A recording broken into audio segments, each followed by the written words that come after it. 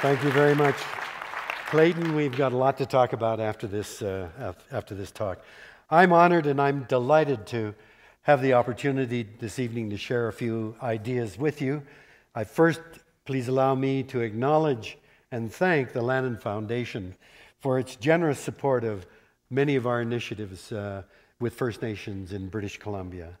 The Lannan Foundation has had an enormous impact in Canada, I can tell you.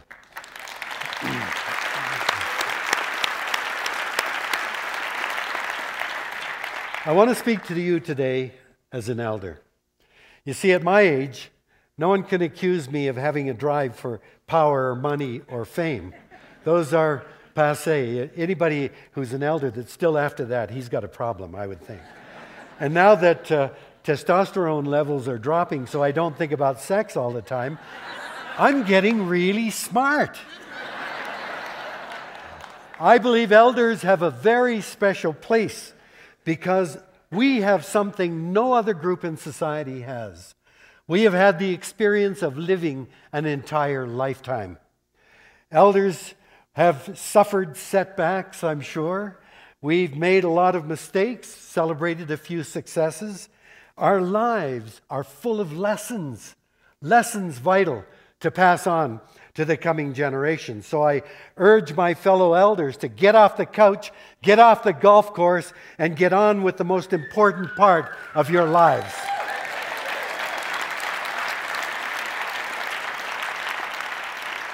You see, we are at a remarkable moment in all of human history, when what we do or do not do in the next few years will determine whether our species will survive into the next century.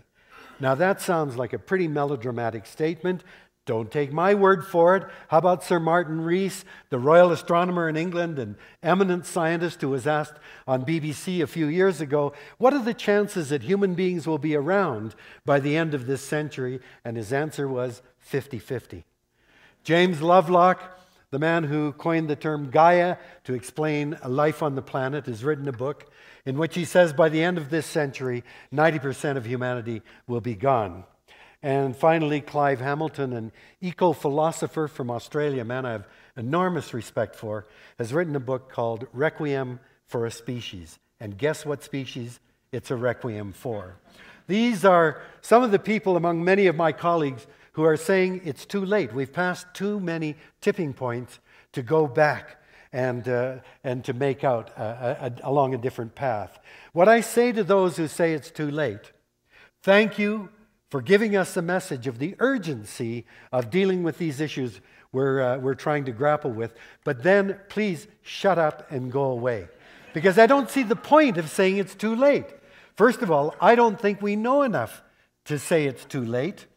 But secondarily, even if it was, we're going to fight to the end to make a better world anyway. So what's the point?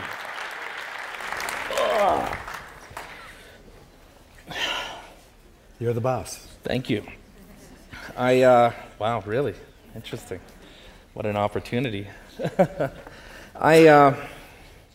Moving and compelling words, David. I really, every time I hear you speak, you know, it's always so interesting for me, you know, as somebody that believes in dragons and demons.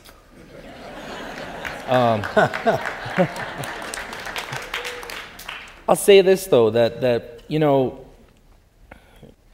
when we look at the partnership that is so necessary between traditional ecological knowledge and Western science in terms of targeting, you know, global crises like the end of the era of cheap energy and the loss of natural capital to sustain this insane industrial scientific experiment of the free market, and of course climate change.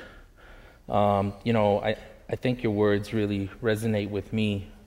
You know, one thing that I would add to the list of fundamentally sacred things that we need to protect, and I'd love to hear your thoughts on this, of course, are, you know, Indigenous peoples in general and our language. And the reason I bring this up is because as you went through the list of water and the biosphere, what we refer to as the sacred, I was reminded of some words that I heard from a storyteller by the name of Simon Bracope. His brother actually lives in Suzuki, Pueblo. And he wrote once in a writing that he put that, across the world there are 350 million indigenous peoples. They are concentrated in the places where the most purest water still exists, where the ecology is still healthy. These are the places that our people are making their last stand. And that every time an indigenous language is lost, that it's like the burning of the library at Alexandria, and we lose an incredibly sophisticated understanding of the ecology of that one particular place that Creator put our people. Because as oral languages, we have no written history, so our very words, our songs, our hunting and gathering practices, our agricultural practices, are vessels of our collective knowledge in terms of how to, be a part of that sacred circle of life instead of separate and above it, controlling it. And so, with that, I just wondered, what are your thoughts on that as we move into this time of extremes, extreme energy, extreme climate change, extreme war? Where do the indigenous peoples come in, and what are your thoughts on their role in this process of building the world's largest social movement? They're at absolute the forefront of the whole movement. I didn't say at the beginning, I normally do, that everything I'm talking about has really been taught to me by First Nations people in Canada, Aboriginal people around the world. I've been a student ever since I began to realize that our paradigm, the one that I was really profoundly influenced by, was scientific reductionism. I was trained as a geneticist. As a geneticist, I was focusing on the DNA and chromosomes of fruit flies. I couldn't care less about fruit flies or where they lived. We used to call them flying bags of chromosomes. And we were interested in focusing, because the reductionist assumption is that if you focus on bits and pieces of nature, then eventually, if enough parts are understood, we can fit them back together like a giant jigsaw puzzle or a clockwork mechanism. And what Rachel Carson did was she just banged me on the head when I read that book, because it said, yeah, scientists, you're very clever. You can make DDT and show it kills insects. But the lab is not the real world. You're not studying a miniature replica of the real world. You're studying an artifact. Because in the real world, it rains. The sun shines, at night falls, wind blows. You spray to kill insects in a field, and you end up affecting fish and birds and human beings. And that really was a recognition of the enormous, profound limitation of the reductionist approach. And for me, it was a real dilemma until